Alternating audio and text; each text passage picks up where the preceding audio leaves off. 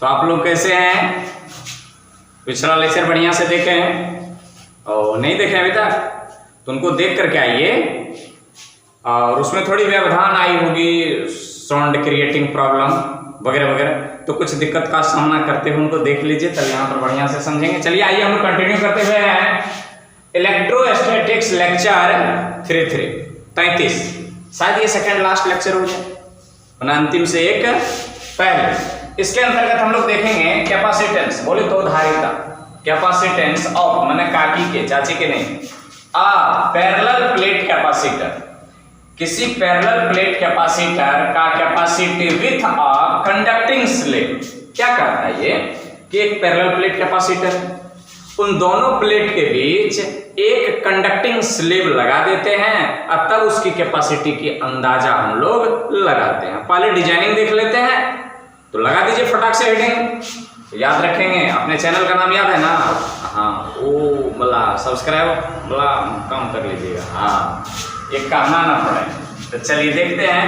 मान लेते हैं कि ये अपना एक parallel plate capacitor, parallel plate capacitor, मान लीजिए कि यह एक पैरेलल प्लेट कैपेसिटर है। मानते जा रहे हैं? हाँ मानते जाइए। यह एक पैरेलल प्लेट कैपेसिटर, दोनों का उभयनिष्ठ क्षेत्रफल मान लो भैया ए है और इनका भी क्या है, देखने से तो नहीं लग रहा है एक जैसा, लेकिन होता है ये एक जैसा। अब कलम ही है, हाथ की क्रिएशन है, मशीन से तो बनता नहीं है जो एक जैसा बनेगा। तो इसका भी क्षेत्रफल ए और इसका भी क्षेत्रफल ए, उभयनिष्ठ क्षेत्रफल मीन्स कॉमन एरिया ए। हाँ, अब इनके बीच क्या करेंगे, तो इस पर क्या कर लेते हैं, एक प्लस चार्ज रख लेते हैं, रख लिए plus charge, plus charge, plus charge, plus charge. इस प्लेट पर कैसे चार्ज है? प्लस। तो इस प्लेट पर कैसा चार्ज होना है भैया? नेगेटिव, नेगेटिव, नेगेटिव, जानते हैं ना? ये होना है इसको प्लस क्यू, तो इसको आना है माइनस। ये पैरेलल प्लेट कैपेसिटर है, इसी को हम लोग किससे जोड़ देते हैं? याद रखिए, इसकी आवश्यकता है नहीं, पर ऐसे करके जोड़ देते हैं। ये अर्थिंग से जुड़ी हुई, किससे जुड़ी हुई चीज है ये? अर्थिंग। वैसे इनकी आवश्यकता नहीं, फिर भी जोड़ लिए। अब इसी बीच में, अब यहां से यहां तक के दोनों प्लेट के बीच की जो दूरी अपन मान लेते हैं वो स्मॉल डी, ठीक? दोनों प्लेट के बीच की दूरी स्मॉल डी है। इसी बीच में क्या हो जाता है, इसी बीच में एक कंडक्टिंग स्लेब, बोले तो मेटेलिक स्लेब। कौन सी स्लेब? ये मेटल का एक प्लेट है, सिल्ली स्लेब। जैसे आप क्या कहते हैं, ब्लड वगैरह जांच करवाने जाते हैं तो वहां पर एक स्लाइड मिलता है शीशा का, तो उसी को हम लोग स्लाइड या स्लेब कहिए। तो उसमें थोड़ी लंबाई चौड़ाई और थोड़ी उसकी क्या होती है, मोटाई होती है। तो वैसे ही कंडक्टिंग मेटेलिक स्लेब को इसके बीच हमने क्या लगा दिया है, इसको कहते हैं कंडक्टिंग स्लेब। यहां पर लिख देते हैं कंडक्टिंग स्लेब, कंडक्टिंग स्लेब। और इस कंडक्टिंग स्लेब की कुछ मोटाई भी होती होगी, मान लेते हैं ये कंडक्टिंग स्लेब वास्तव में कितने मोटे हैं, ये मोटे टी हैं। इनकी मोटाई कितनी है? बहुत ज्यादा नहीं, टी, बहुत पतले हैं। यूं समझिए कि एक प्लेट ऊपर, रख लेते हैं इनको, हाँ, एक प्लेट ऊपर और एक प्लेट नीचे, और बीच में टी मोटाई की एक क्या रखी हुई है, कंडक्टिंग स्लेब रखी हुई है। तो कंडक्टिंग स्लेब है, तो ये इस यहाँ पर पॉजिटिव चार्ज और यहाँ पर ये नेगेटिव चार्ज, तो इससे क्या हो जाता है कि ये प्रेरित हो जाता है। प्रेरण जानते हैं, प्रेरण से इस पर चार्ज अपीयर्स हो जाता है, ठीक? तो यहाँ पर जब ये पॉजिटिव है तो ये क्या हो जाएगा, नेगेटिव। इस पर क्या अपीयर होगा, इस side negative, negative, negative, negative, negative, negative. और जब ये नेगेटिव है तो इस तरफ इस पर क्या आना है, positive, positive, positive, positive, positive, positive, positive, positive. अब देखिए पैरेलल प्लेट कैपेसिटर में इलेक्ट्रिक फील्ड की डायरेक्शन, मिडिल में जो डायरेक्शन होगा, ये मिडिल में E = 0। कहिए क्यों? किसी भी धात्विक टुकड़े के अंदर विद्युत क्षेत्र नहीं होती है, क्योंकि आवेश उनके सतह पर होते हैं। तो विद्युत बल रेखाएं अंदर की ओर नहीं जाती है। क्यों नहीं जाते हैं? क्योंकि वो अंदर जाकर के एक बिंदु पर मिल सकते हैं, जो किसी भी विद्युत क्षेत्र के लिए संभव नहीं है। तो इस इसके अंदर इलेक्ट्रिक फील्ड क्या हो जाता है, जीरो। इसके अंदर इलेक्ट्रिक फील्ड जीरो। आइए देखते हैं यहां पर इलेक्ट्रिक फील्ड, तो यहां तो इलेक्ट्रिक फील्ड होगा ना, तो इलेक्ट्रिक फील्ड की यहां डायरेक्शन देख लेते हैं, positive to negative, positive to negative, positive to negative. ये डायरेक्शन ऑफ इलेक्ट्रिक फील्ड है, ये direction of electric field, positive to negative. यहां पर positive to negative plate, positive to negative plate. यहां पर इलेक्ट्रिक फील्ड है, electric field not equal to zero. कहां पर, जहां ये नीचे की ओर तीर दे रहे हैं, गौर से देखिए, देख रहे हैं, हाँ गौर से देखना चाहिए। तो यहां पर इलेक्ट्रिक फील्ड नीचे की ओर है, यहां पर इलेक्ट्रिक फील्ड नीचे की ओर। बीच का इलेक्ट्रिक फील्ड, इस कंडक्टिंग स्लेब के बीच का इलेक्ट्रिक फील्ड लड्डू जीरो। तो पहले डिजाइनिंग को समझ गए, कैसे इसका डिजाइनिंग करते हैं। दोनों प्लेट के बीच की दूरी d, R is Q plus Q minus Q, clear, कौन तकलीफ नहीं ना, हाँ, प्लस क्यू माइनस क्यू। तो प्रेरण के कारण, प्रेरण जानते हैं, इंडक्शन जिसको कहते हैं, इंडक्शन की वजह से यहां पर पॉजिटिव चार्ज है तो इस पर खुद ही अपियर हो गया नेगेटिव चार्ज। इस तरफ ये नेगेटिव है तो ये खुद ही क्या हो गया, ये पॉजिटिव चार्ज अपियर हुआ। ये तत्कालीन, जब तक इसके संसर्ग में रहेगा तब तक इस पर नेगेटिव चार्ज रहेगा, जब तक ये इसके संसर्ग में रहेगा तब तक इस पर पॉजिटिव चार्ज रहेगा, नहीं, हाँ। यहाँ पर डायरेक्शन जो इलेक्ट्रिक फील्ड की होती है, ये तीर जो दिखा रहे हैं ये इलेक्ट्रिक फील्ड की डायरेक्शन हो रही है। यदि कंडक्टिंग स्लेब को हटा देते तो यहां से यहां तक इलेक्ट्रिक फील्ड होती, यहां से यहां तक इलेक्ट्रिक फील्ड, यहां से यहां तक इलेक्ट्रिक फील्ड, यहां से यहां तक, यहां से यहां तक इलेक्ट्रिक फील्ड होती है। लेकिन P मोटाई में इलेक्ट्रिक फील्ड नहीं है। क्या D मोटाई में इलेक्ट्रिक फील्ड है, तो पूरे D में भी इलेक्ट्रिक फील्ड नहीं है। तो अब यहां पर देखिए E इक्वल टू क्या हो जाता है, E इक्वल टू हम लोग जानते हैं minus dV by dr, minus dV by dr। तो यहां से dV इक्वल टू क्या हो जाएगा, E इंटू dr। इसको इंटीग्रेट कर लेंगे तो dV को V और dr को r, dr को r। तो dV को क्या कर लेते हैं V r equal to E और dr नहीं है डेल r है, पर लिख देते हैं भैया डेल r का समझते हैं, del r del r del r del r del r del r, clear. तो V equal to E into del r को क्या लिख सकते हैं अपने, D, बड़का D, दोनों प्लेट की बीच की दूरी। लेकिन दुख की बात है कि पूरी D दूरी में, पूरे D दूरी में इलेक्ट्रिक फील्ड नहीं है। तो इलेक्ट्रिक फील्ड है कितना, तो D माइनस T, चूंकि T दूरी में तो इलेक्ट्रिक फील्ड है ही नहीं, तो क्या हो जाएगा यहाँ V equal to E into D minus T, V equal to E into D minus T। इतने दूरी में क्या है, ये पोटेंशियल डिफरेंस। यहाँ कैसे हो गया, तो चूंकि इतने दूर में क्या नहीं है, इलेक्ट्रिक फील्ड नहीं है, तो इलेक्ट्रिक फील्ड यहाँ है, इलेक्ट्रिक फील्ड यहाँ। यदि कल्पना करो कि कंडक्टिंग स्लेब को क्या कर लेते हैं, तो पूरे D दूरी में इलेक्ट्रिक फील्ड होगा, तब V इक्वल टू क्या कहेंगे, ED। लेकिन है क्या कि इतने दूरी में इलेक्ट्रिक फील्ड है ही नहीं, तो कितने दूरी में इलेक्ट्रिक फील्ड नहीं है, तो इतने दूरी में नहीं। ये दूरी को हटा दीजिए, दोनों को सटा लीजिए, तो D माइनस T दूरी में क्या है, अपना इलेक्ट्रिक फील्ड है। तो V और E में रिलेशन जानते हैं हम लोग, V और E में रिलेशन जानते हैं। यहाँ पर हम देख लेते हैं, लिख दिए रहे हैं यहाँ पर D इक्वल टू क्या है, डिस्टेंस, E क्या है, इलेक्ट्रिक फील्ड इंटेंसिटी, अब यहाँ पर V क्या है, तो यहाँ पर ये पोटेंशियल क्या है, difference between both plate,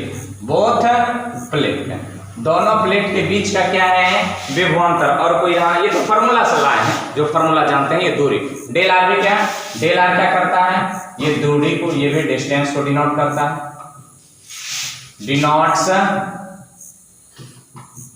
denotes distance. Del भी क्या करता है, यहाँ पर डेल भी क्या करता है, तो ये भी डिनोट्स पीडी बोले तो पोटेंशियल डिफरेंस, पीडी, इसी को हम लोग क्या कहते हैं, इसको बिटवीन, इसी को क्या कहते हैं, पीडी बोले तो पोटेंशियल डिफरेंस, क्लियर। ये एक इक्वेशन हमारे सामने आए, किसके, पोटेंशियल। तो समीकरण मान लियो मुन्ना एक। किसी को तकलीफ यहाँ तक समझने में? यदि ना ही तो इत्मीनान से इसको पहले छाप लीजिए, नोट कर लीजिए, फिर आगे बढ़ते हैं। इसका फाइनल कैपेसिटी C निकालेंगे। क्या निकालना है? C निकालना। तो पहले इनको छापिए। तो चलिए यहां तक देख लिए, उम्मीद है इनको छाप लिए होंगे। आइए कुछ सिंबल में परिवर्तन लाते हैं। E इक्वल टू 0 है तो यहाँ पर इलेक्ट्रिक फील्ड क्या होगा? E। यहाँ पर भी इलेक्ट्रिक फील्ड E। इसको हम कह लेते हैं E नॉट। किसी को तकलीफ? यहाँ के इलेक्ट्रिक फील्ड को क्या कह लेते हैं? E not. तो वही इलेक्ट्रिक फील्ड यहाँ भी होगी E नॉट। तो इस इलेक्ट्रिक फील्ड को क्या कह ले अपना? E not. अब इस इक्वेशन में थोड़ा सा मॉडिफिकेशन लाएंगे और मॉडिफिकेशन ला करके आगे बढ़ जाएंगे। लेकिन मॉडिफिकेशन लाने से एक छोटी सी कंसेप्ट, क्या एक छोटी सी कंसेप्ट है। क्या इन सबको इरेज करें? फिगर ऊपर छाप लिए हैं, अपन को अब फिगर से कोई लेना देना नहीं। अब केवल मैथमेटिकल कैलकुलेशन चलेगी और मैथमेटिकल कैलकुलेशन के अनुसार हम आगे बढ़ेंगे। तो उम्मीद है इनको छापे होंगे, इनको इरेज करते हैं। चलिए इधर से इरेज कर लेते हैं। ये वाले पोटेंशियल डिफरेंस वगैरह छाप लिए होंगे। चलिए आगे देख लेते हैं क्या होता है रे, क्या मिलेगा इन सबसे? कुछ नहीं। हाँ, कैसे नहीं मिलेगा? आइए देखिए, हम लोग याद करते हैं। क्या करते हैं? याद करते हैं।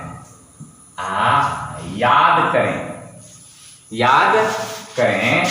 अनंत अनंत लंबाई के आवेशित समतल चादर, समतल चौकोर चादर के कारण विद्युत क्षेत्र। फिगर भी ड्रॉ कर ले। याद करें, याद करें, याद करना है। तो ऐसे करके बनाए होंगे हम लोग, ऐसे करके बनाए होंगे, ऐसे करके बनाए होंगे, ऐसे करके वो पाइप इधर से निकाले होंगे, देखे होंगे आप। हाँ, एक पाइप ऐसे करके निकाले होंगे, एक पाइप इधर से निकाले होंगे। नहीं, इधर से भी इलेक्ट्रिक फील्ड हुआ होगा और इधर का भी इलेक्ट्रिक फील्ड होता होगा। तो इसके कारण जो इलेक्ट्रिक फील्ड आया था E equal to sigma by 2 epsilon naught. याद आ रहा है? सिग्मा बाय 2 एपिसिलॉन नॉट आया था। Sigma by 2 epsilon not. इसी को जब आगे बढ़ाते हैं, कंडीशन ले लेते हैं। यदि चादर मोटे हो, यदि चादर क्या हो? मोटे हो, माने ये पतला थीन नहीं है। मैंने क्या लिखे? अनंत लंबाई के आवेशित समतल पतले चादर। यहां पर क्या लगा देते हैं? पतले का पतले, थीन, पतले चादर। लेकिन यदि चादर क्या हो? मोटे हो, तो इस सतह का भी इलेक्ट्रिक फील्ड होगा और इस सतह का भी इलेक्ट्रिक फील्ड होगा। तो एक सतह के कारण इलेक्ट्रिक फील्ड इतना, तो दूसरे सतह के इलेक्ट्रिक कारण इलेक्ट्रिक फील्ड कितना? तो E equal to sigma by 2 epsilon not जोड़ सिग्मा बाय 2 एपिसिलॉन नॉट। इसलिए E equal to sigma by शायद एपिसिलॉन नॉट आता, सिग्मा बाय एपिसिलॉन नॉट। कुछ याद आ रहा है? ये सब हम लोग पढ़े थे, गॉस थ्योरम का एप्लीकेशन है। तो हम लोग इसी थ्योरम का क्या करेंगे? यहाँ पर एप्लीकेशन करेंगे। यहाँ पर देखिए, ये स्लेब जो है इसकी मोटाई कितनी है? T है। ये स्लेब ये थीन नहीं है, पतले नहीं है, ये स्लेब मोटे हैं। तो मोटे स्लेब के कारण इसके दोनों ओर का जो विद्युत क्षेत्र होना मांगता है वो sigma by epsilon not. Sigma क्या है? अरे यही तो चार्ज डेंसिटी है, surface charge density, sigma linear charge density, lambda volume charge density, rho. याद आ रहे हैं कुछ? तो उसको याद कीजिए। तो आइए यहां तक समीकरण लिख लिए होंगे, इसको अपन मॉडिफाइड करते हैं, तो ऊपर निकालते हैं। इनको याद करें, कहीं पर कक्षा उपचा में क्या कर लें? कक्षा उपचा में लिख लें और इनको याद रखें। तो यहां पर क्या हो जाना है? E। तो E इक्वल टू, यहां पर देखिए ये चादर जो है ये मोटी है कि पतली? ये मोटी है, मोटी। तो क्या हो जाएगा? Sigma by epsilon not. तो यहां पर हम V इक्वल टू क्या लिख सकते हैं? इसको मिटाने के बाद लिखने दीजिए, यहां पर लिखेंगे बढ़िया रहेगा। नहीं तो समीकरण एक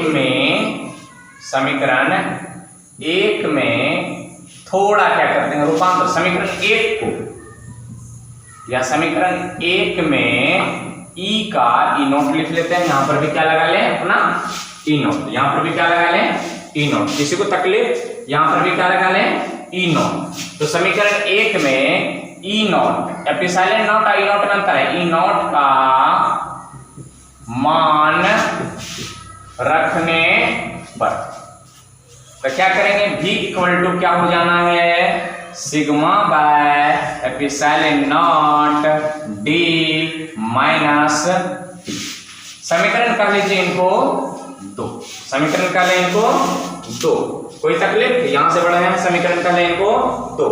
अब जरा इनको मिटा, अब फोटो को मिटा लेते हैं, फोटो की आवश्यकता नहीं। अब सिग्मा क्या है 9, क्या कर लें सिग्मा क्या है, तो सिग्मा है Q बटा E, माने ये क्या है surface charge density, surface charge density, surface charge density क्या है सिग्मा।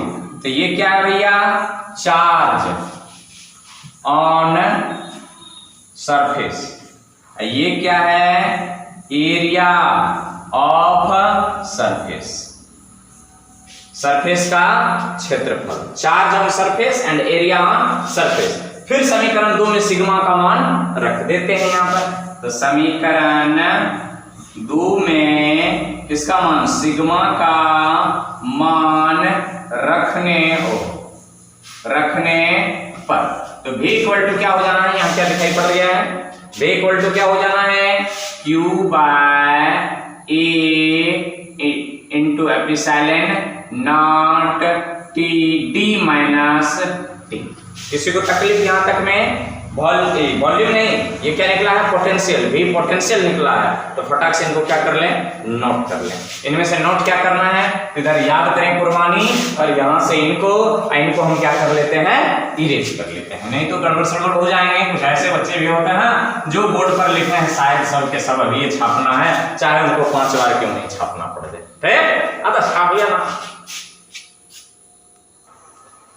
तो चलिए यहां तक समझने में किसी को तकलीफ नहीं ना, कि याद करें कुर्बानी को मिटा लें, हाँ इसको समीकरण नाम रख दीजिए ना, समीकरण कह दीजिए इनको 3, क्या कर लें इनको समीकरण 3, इधर मिटाते हैं। अब आ गए हैं अपने लोग, धीरे धीरे आ गए हैं, कैपेसिटी निकालना, बस डिफरेंस होता है पोटेंशियल में, किसमें पोटेंशियल में। तो अपन कैपेसिटेंस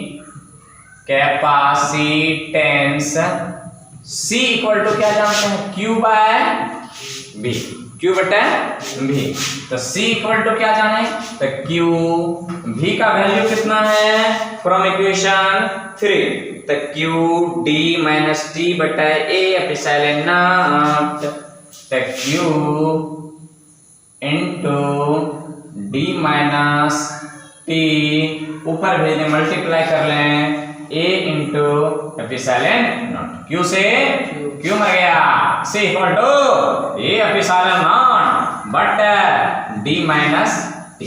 क्या इनसे काम चल जाएगा, ना ना ना ना, काम तो चल जाना चाहिए लेकिन अभी काम चलाएंगे। यहां पर देखिए पैरेलल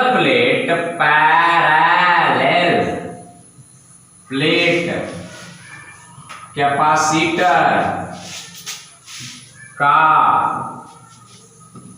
कैपेसिटी यहां दिखाई दे रहा है, कैपेसिटी C नॉट मान लेते हैं, क्या मान लेते हैं इनको C नॉट। तो याद कीजिए क्या मानते थे उसको एप्सिलॉन नॉट A बटे D, एप्सिलॉन नॉट A बटे D। क्या ये इस रूप में कन्वर्ट नहीं हो सकता है C नॉट के रूप में, समीकरण 3 कहें इनको कह दे समीकरण 4, समीकरण 4 को अपन क्या करते हैं इसको छाप लिए, इधर मिटा सकते हैं। चलिए दिक्कत हो कमेंट करके पूछें, हाँ थोड़ी लाइटिंग नोटिंग में इधर उधर किचिर साउंड में हो जाता है, क्या करें हैं, उन सबको अवॉइड करते हुए जो मेन थीम है उस पर ध्यान देंगे। तो चलिए देखिए C नॉट इक्वल टू ये क्या होता है पैरेलल प्लेट कैपेसिटर का कैपेसिटी C नॉट मान लिया है, क्या मान लिया अपन को C नॉट। C नॉट माने बिना किसी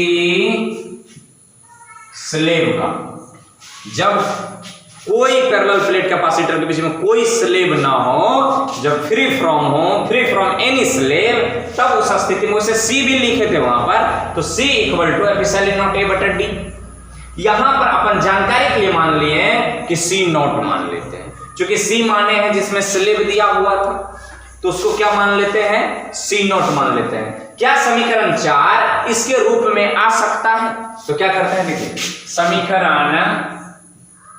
समीकरण 4 से, किससे ले करेंगे, समीकरण 4 से, C equal to A epsilon naught बटा डी इंटू 1 माइनस टी बटा डी करें तो चलेगा। कैसे?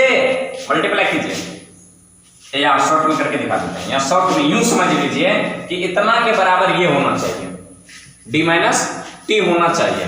इसको देखिए, इसको अंदर भेजें, डी माइनस इसको अंदर भेजें, टी इंटू डी बटा डी, डी मर गया, क्या बच गया, एक थी राजा एक थी रानी, दोनों मर गई, खत्म कहानी। तो डी इसको अंदर भेजे, डी, तो क्या इनको अपन ऐसे लिख सकते हैं? तो हाँ लिख सकते हैं। जरा इनको जब अपन ऐसे लिख सकते हैं बउआ, तो जरा देखो तो ए ऐसे, इसको अरेंज करते हैं, एप्सिलॉन नॉट ए बटा D into 1/1 minus T by D. क्या इसको ऐसे लिखा जा सकता है? अब देखो एप्सिलॉन ओ हुआ, यहां पर ऐसे करके लिखते हैं, इसको एक बार घेर लें, इसको एक बार क्या कर लें, घेर लें, यहां पर भी फॉर्मूला आ गया, सवाल बन जाएगा, यहां पर कोई तकलीफ नहीं है। लेकिन इसको अपन क्या लिख सकते हैं, पूरे को सी नॉट बटा 1 माइनस टी बाय डी।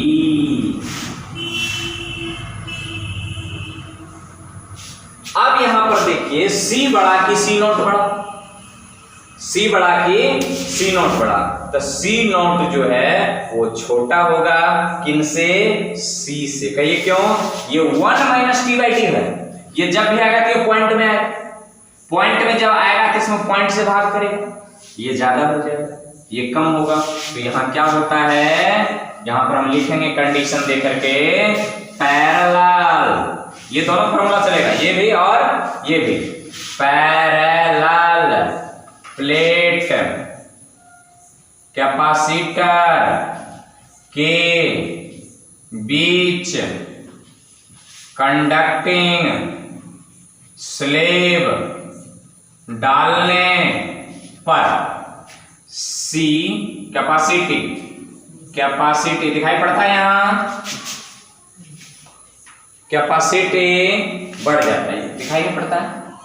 और इसको हटा देते हैं यहां से, और यहां पर लिख लेते हैं, यहां पर लिख लेते हैं, कहा जाता है यहां पर क्या लिखा है, यहां पैरेलल प्लेट कैपेसिटर के बीच कंडक्टिंग स्लेब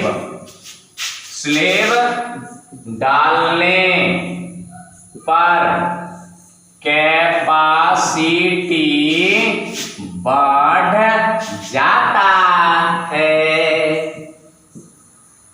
आई बात समझ में? माने सी ग्रेटर देन सी नॉट। तो पैरेलल प्लेट कैपेसिटर के बीच यदि कोई भी कंडक्टिंग स्लेब डाल दें तो कैपेसिटी घटेगा कि बढ़ेगा? बढ़ेगा। तो ये कंडक्टिंग स्लेब से संबंधित कहानी को हम लोग अभी देखें। एक हेडिंग और है जिसमें डाई इलेक्ट्रिक कांस्टेंट डालते हैं। अब फिर देखते हैं कैपेसिटी पर क्या प्रभाव पड़ता है। तो फटाक से इनको छाप लीजिए और नेक्स्ट हेडिंग लगा दीजिए। तो चलिए नेक्स्ट एक सेपरेट हेडिंग डालते हैं, capacitance of parallel plate capacitor. फिर वही पैरेलल प्लेट कैपेसिटर का कैपेसिटेंस निकालना है, लेकिन with a dielectric slab. Parallel plate capacitor के बीच में क्या होनी चाहिए? एक डाइलेक्ट्रिक स्लेब। डाइलेक्ट्रिक स्लेब बोले तो विद्युत रोधी पदार्थ, और विद्युत रोधी पदार्थ की डाइलेक्ट्रिक कांस्टेंट जानते हैं ना, इलेक्ट्रिकल परमिटिविटी। इसको हम लोग या तो ER से दिखाते हैं डाइलेक्ट्रिक कांस्टेंट को। किसको? Dielectric electric constant. Dielectric constant को या तो एप्सिलॉन आर से दिखाते हैं या इसको के से दिखाते हैं। पता चला कुछ? और ये ई आर और के बराबर क्या होता है? तो देखे हमने निर्वात में लगने वाला बल बटे किसी माध्यम में लगने वाला बल के अनुपात ई आर या के बराबर होता है। इसको और लिख सकते हैं अपन निर्वात में विद्युत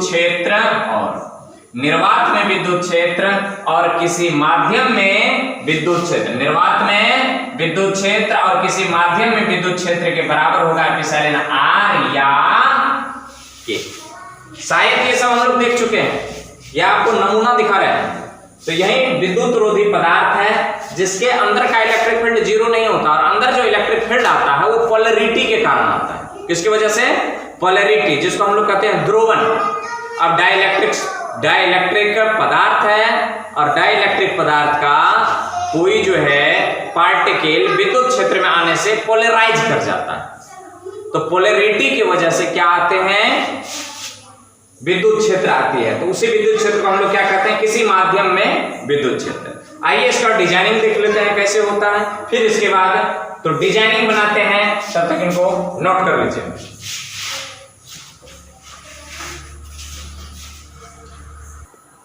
तो चलिए इसकी कुछ डिजाइनिंग कर लिए हैं। यहां पर देखिए, ये दोनों पैरेलल प्लेट कैपेसिटर हैं जिसके चार्ज क्या मान लेते हैं, यहां पर प्लस क्यू है और ये क्या है? माइनस क्यू चार्ज है। बीच में एक कंडक्टिंग स्लेव नहीं लगा करके क्या लगाए हैं? Dielectric slab. क्या लगाए हैं? Dielectric slab. Dielectric slab किसको कहते हैं पहले जान लीजिए। वैसे पदार्थ जो विद्युत रूप से कुचालक होते हैं, परंतु जैसे ही किसी विद्युत क्षेत्र में प्रवेश करता है उसके अणु पोलराइज कर जाते हैं और वो कंडक्टर के भांति व्यवहार करने लगता है। वैसे ही पदार्थ को क्या कहते हैं? Dielectric. तो डाई इलेक्ट्रिक से मटेरियल डाल दिए हैं, तो इसका मतलब किसी मीडियम की बात हो रही है। इसका मतलब किसी मीडियम की बात हो रही है। यहां तक तो पहले बता ही चुके थे। तो आइए यहां पर देखिए, ये पॉजिटिव चार्ज और ये निगेटिव चार्ज है। बीच में टी मोटाई का एक क्या है? डाई इलेक्ट्रिक स्लेव, विद्युत रोधी पदार्थ का एक टुकड़ा डाल दिया है। तो जैसे ही यहां पर देखिए, ये नेगेटिव प्लेट और ये पॉजिटिव प्लेट, तो ई नॉट जो है ये इलेक्ट्रिक फील्ड है, पॉजिटिव टू नेगेटिव। तो जैसे ही इलेक्ट्रिक फील्ड में ये डाई इलेक्ट्रिक पदार्थ आए, ये पोलराइज कर गया। क्या कर गया? पोलराइज कर गया। पोलराइज करने से क्या हुआ? यहाँ पर इसका पॉजिटिव और यहाँ पर नेगेटिव। पोलराइज कैसे होता है? जैसे देखिए, ये एक अणु है, ये क्या है? एक अणु है। मान लेते हैं कि ये H2O है। अभी ये उदासीन है, अभी ये क्या है? उदासीन है। या फिर मान लेते हैं कि ये एक HCl अणु है। क्या है? HCl अणु है। अभी ये उदासीन है। जैसे ही हम इसको इलेक्ट्रिक फील्ड में ले जाएंगे, जैसे ये A इलेक्ट्रिक फील्ड है, तो ये अणु क्या कर जाता है? ये अणु क्या कर जाएगा?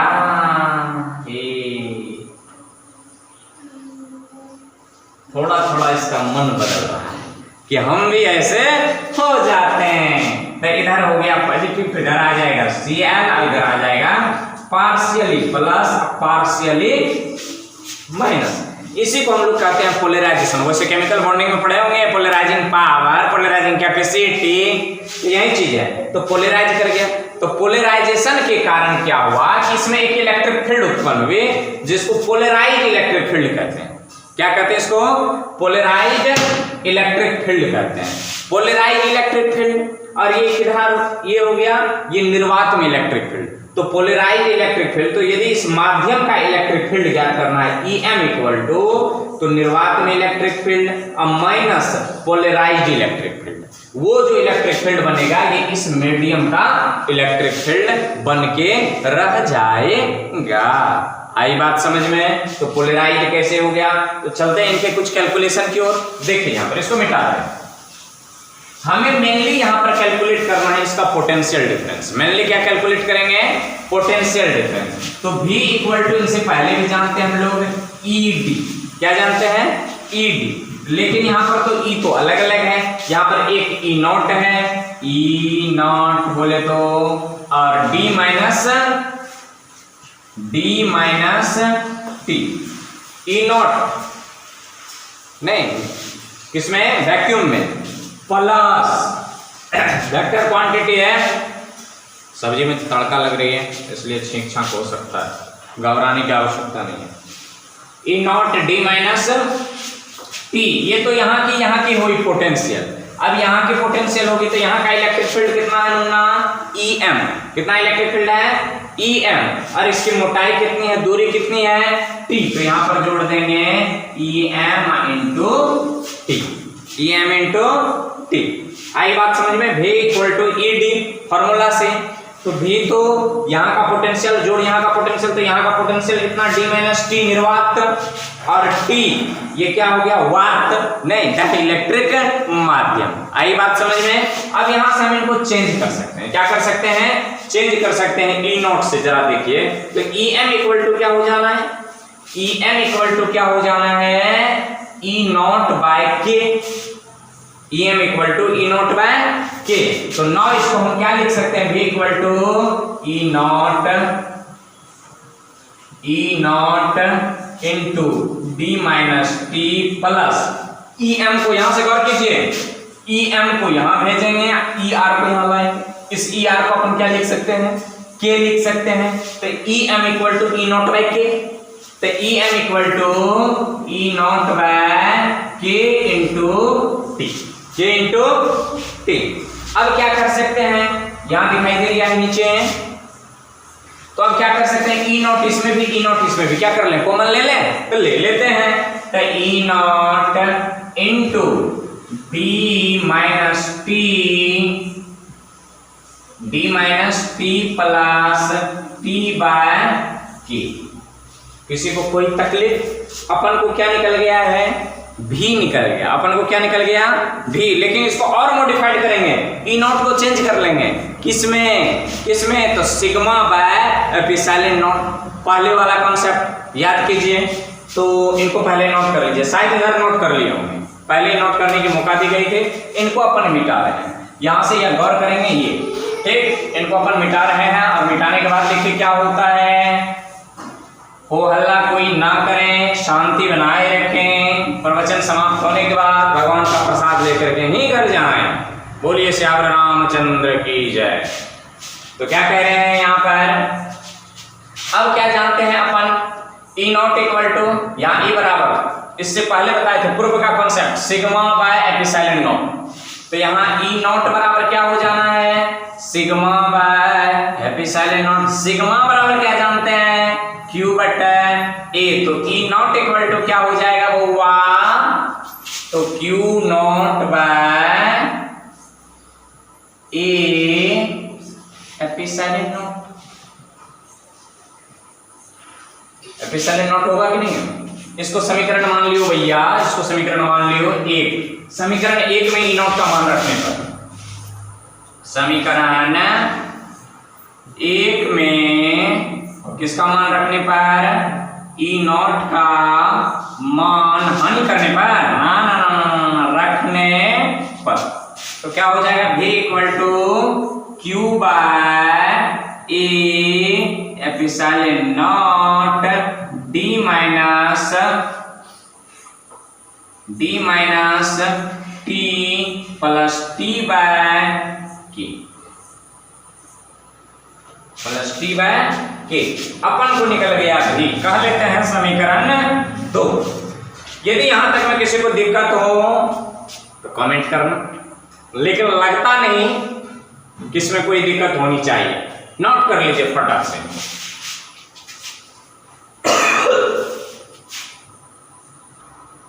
तो चलिए ऐसे करते करते क्या निकल गया अपन को, पोटेंशियल निकल गया। इधर मिटाते हैं, इनको रहने देते हैं, क्या निकल गया, पोटेंशियल। अब देखते हैं कैपेसिटी बराबर क्या होता है। तो पैरेलल प्लेट कैपेसिटर क्या जानते थे हम लोग, सी नॉट। तो सी नॉट इक्वल टू क्या होता है, epsilon not a by d. पर यहाँ पर क्या कहेंगे, c equal to Q by d, c equal to Q by d. तो सी इक्वल टू क्या हो जाएगा, क्यू तो क्यू है, डी का वैल्यू देखिए, ऊपर वाला नीचे, नीचे वाला ऊपर, तो Q into D minus T plus T by K गुना एप्सिलॉन नॉट ए। क्यू से क्यू मर गया, तो C equal to epsilon naught A epsilon naught A बटा D minus T plus T by K। एक फॉर्मूला तो ये अपने पास आ गया। अब जरा इनको क्या करना है कि नीचा ऊपर यदि हम D से मल्टीप्लाई कर दें, क्या कर दें, नीचा ऊपर D से मल्टीप्लाई कर दें, तब इसको क्या लिख सकते हैं, नीचा ऊपर यदि D से मल्टीप्लाई करें तो पहले इनको नोट कर लीजिए, देख लेते हैं। तो चलिए यहां पर C इक्वल टू क्या आ गया, epsilon naught A by D minus T plus T by K। अब यहां पर देखिए इसको और इसको कंपेयर करें, इस समीकरण को और इस समीकरण को कंपेयर करने पर ये पता चलता है कि यहां पर ये पता चलता है, इधर से लिख रहे हैं, छाप लिए होंगे, इधर छाप लिए होंगे, इधर से इनको मिटा देखिए, इसको और इसको कंपेयर करने से ये पता चलता है कि यहां पर C जो है ये ग्रेटर देन है C नॉट का, C जो है ग्रेटर देन होगा C नॉट का। कैसे, यहां पर देखिए D, यहां D minus T plus T by K, तो ये वैल्यू कम है, ये वैल्यू ज्यादा है, और ऊपर वाला वैल्यू कॉमन है, ऊपर वाला वैल्यू कॉमन है। कंपेयर करते हैं, यहां पर देखिए D जो है ये ग्रेटर होगा D minus T plus T by K का, तो नीचे में ज्यादा तो E वैल्यू कम, और नीचे में कम तो E वैल्यू ज्यादा। आई बात समझ में? तो यहां पर हम क्या लिख सकते हैं, यदि पैरेलल प्लेट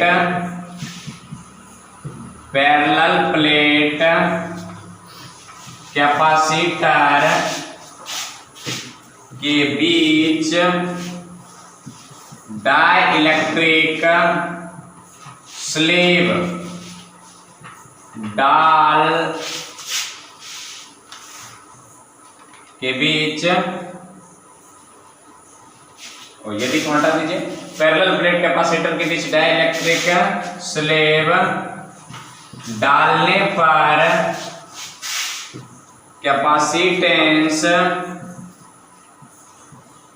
बढ़ जाता है। यदि कैपेसिटेंस बढ़ाना हो तो बीच में क्या कर दीजिए, डाइलेक्ट्रिक स्लेब डाल दीजिए।